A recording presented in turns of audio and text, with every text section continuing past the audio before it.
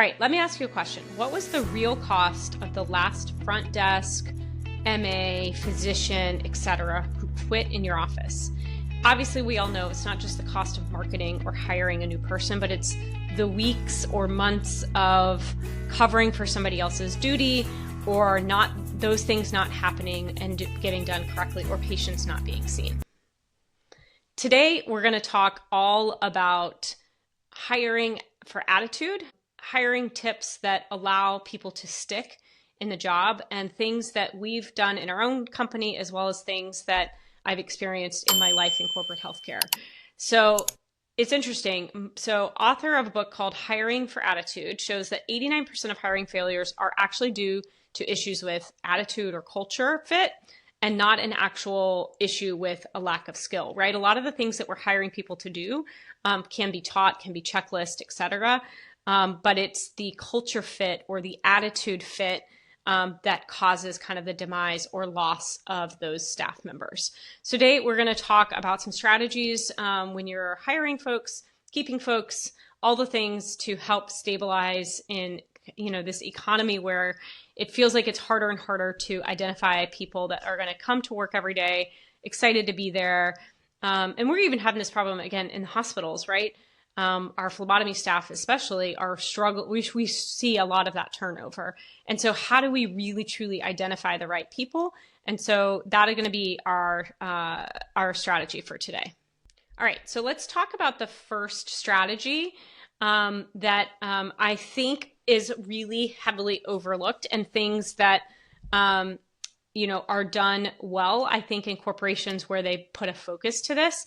I think it's easy to say, okay, I've got a gap. I'm going to put a job on Indeed, and I'm going to run through all the resumes, see who has the right experience. But then there's not really a great mechanism for hiring for attitude or culture fit.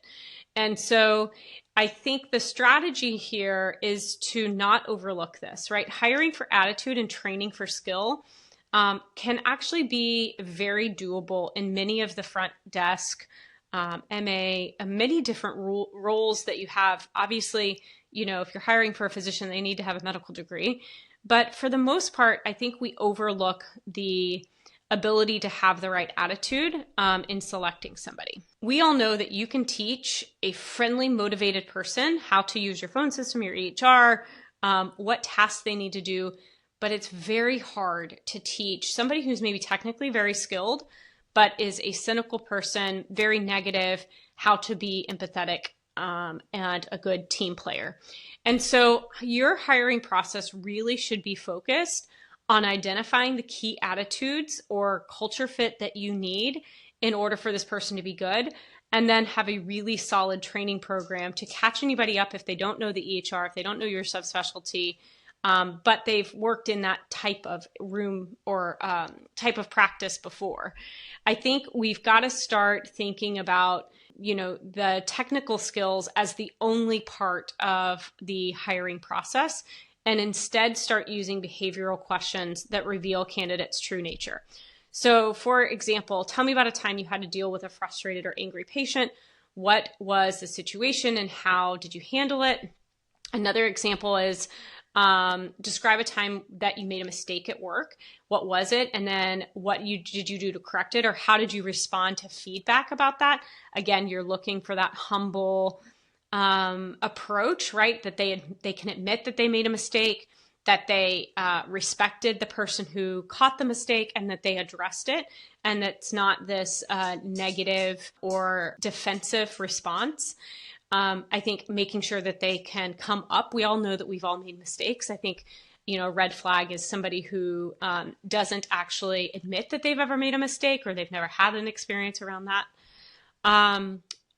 A good question is, so this is a repetitive job. What do you do to stay motivated on a slow day?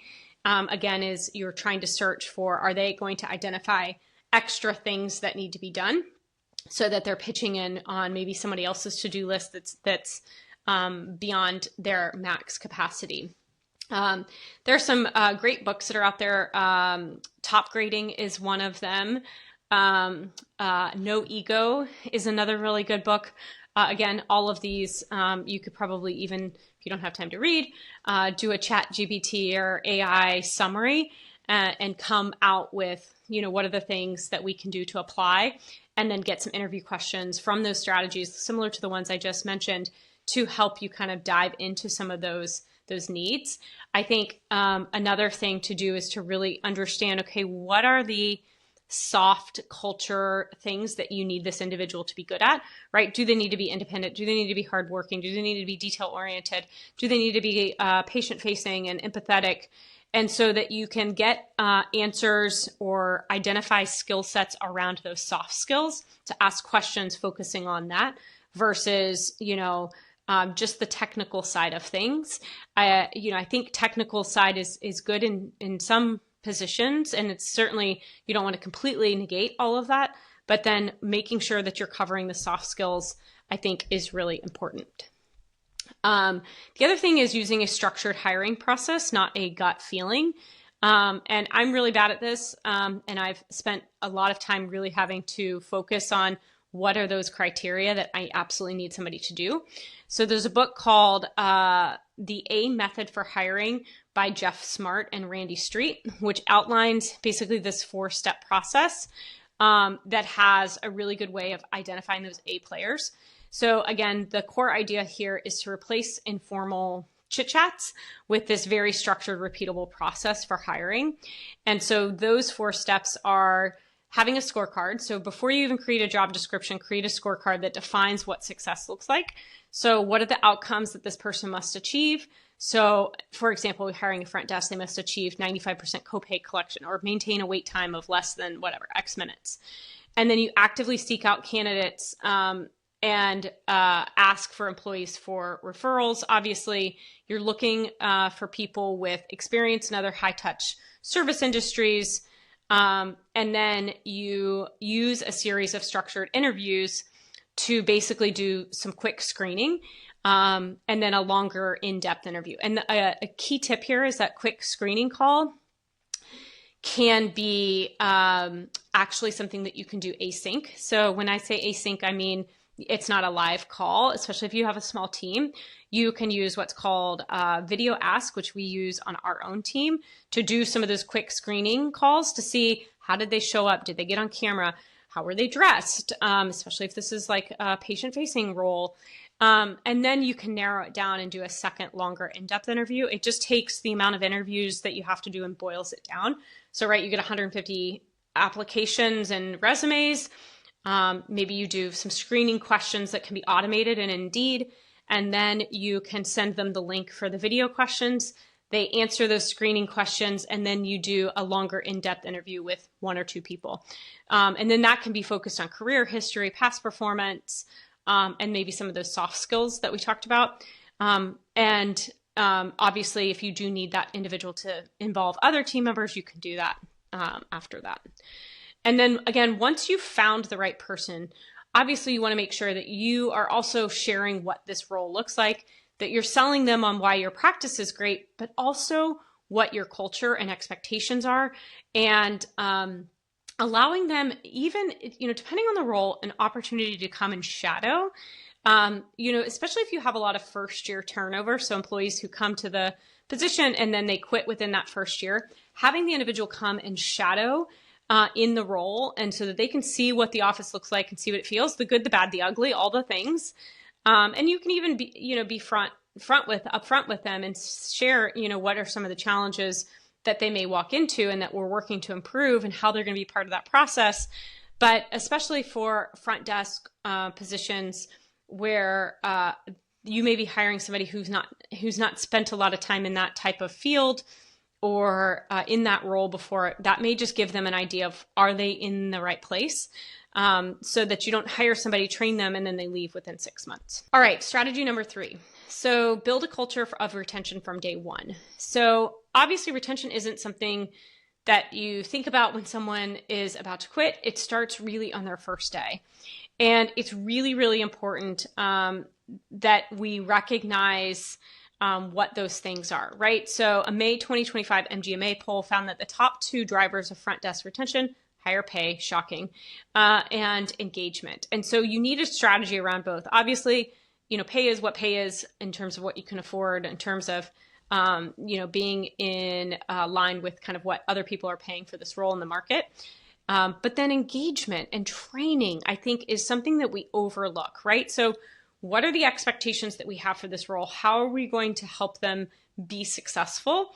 What checklists or trainings can we do to get them aware of what their daily duties are, and then build upon that slowly? And so at first, it always starts with onboarding. And so you don't just show them the phone system. You have to have a structured onboarding plan. What are the tasks that they are going to be needing to take over?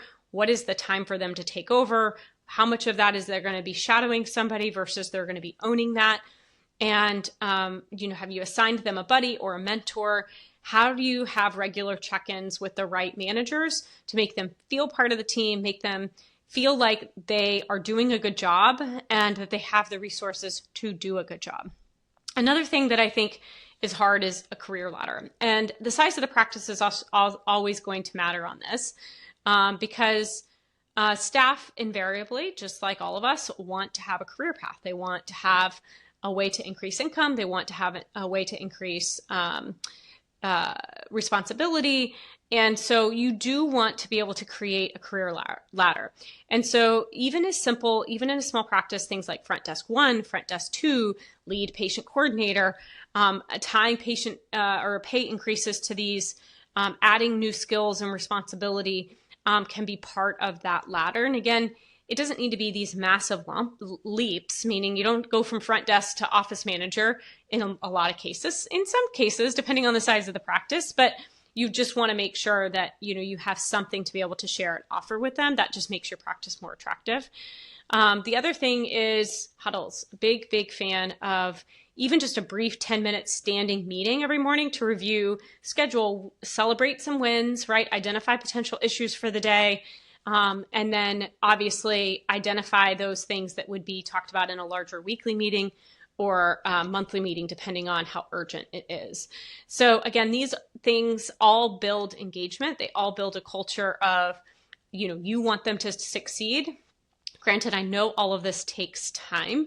And if you're a physician and you don't have a office manager, or you have an office manager, but she's dealing with the nuances elsewhere, these things are kind of often the first to be let go.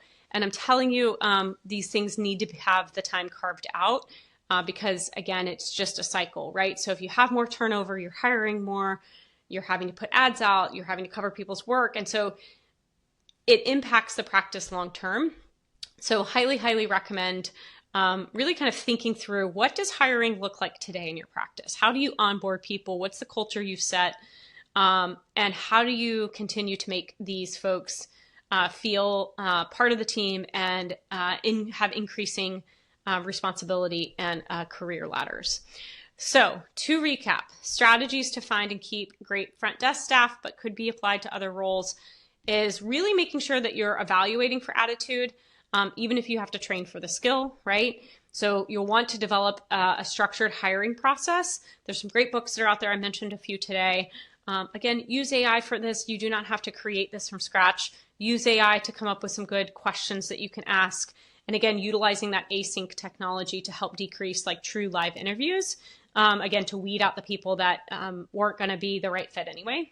And then working on building a culture of retention from day one, again, with appropriate onboarding and training and mentorship, career ladders, all of those things are all strategies that you can put into place. They're things that we've used in our own company. They are things that I use in my corporate world. And so huge fan of being deliberate when it comes to building a team, which is a huge part of your practice's success. So here are your 3 steps for an action plan that you can evaluate. So obviously looking at your job descriptions, take your current description for a front desk position and just evaluate and make sure that you have identified key things that you're looking for from an attitude perspective and making sure that that's part of that job description and part of that interview process that you can evaluate. Having a scorecard, right? So before you hire that next person, create a 1-pager that allows you to evaluate those important outcomes that you're asking these people to do, and that you're hiring against that scorecard, not just a resume or a gut feeling. If you have, staff who maybe have been there, don't wait for someone to quit to find out that they're unhappy. I think making sure that you have some mechanism to get feedback about what do they like about their job, what do they not like about their job, are they or have they been considering leaving? If so, why or why not? Just to help with retention plans in general. So obviously, hopefully these help for your office. If you are a medical practice that's looking for a new billing team, you can head on over to our website, natrevmd.com. Check us out. For practices that qualify, we have a free metric review, top right-hand corner of our website, and you can schedule a review. All right, thank you so much. Hopefully you guys have a great week.